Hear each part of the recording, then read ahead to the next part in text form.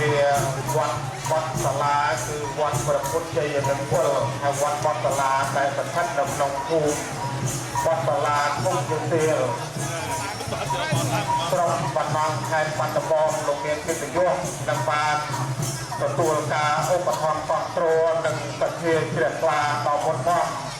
របស់ឯកឧត្តមប្រធានចំណាក់ខេត្តនិងលោកជំទាវឯកឧត្តមអភិបាលនៃណាបាលខេត្តនិងលោកជំទាវឯកឧត្តមលោកជំទាវសមាជិកក្រុមប្រឹក្សាខេត្ត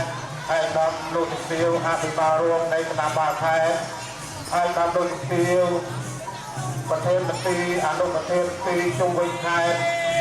លោកអភិបាលក្រុមទាំង14រួមទាំងប្រជាពលរដ្ឋចំណុះជើងវត្ត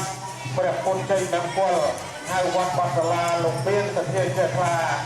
បង្ហាញនៅអង្គព្រះកឋិនទានដើម្បីបង្អោនវេប្រកេតចំពោះព្រះសង្ឃដែលគង់ចាំព្រះវស្សាអស់ចំនួន1 នេះនាវត្តព្រះពុទ្ធជ័យមង្គលហើយវត្តបត់សាលាយើងនេះសូមអរ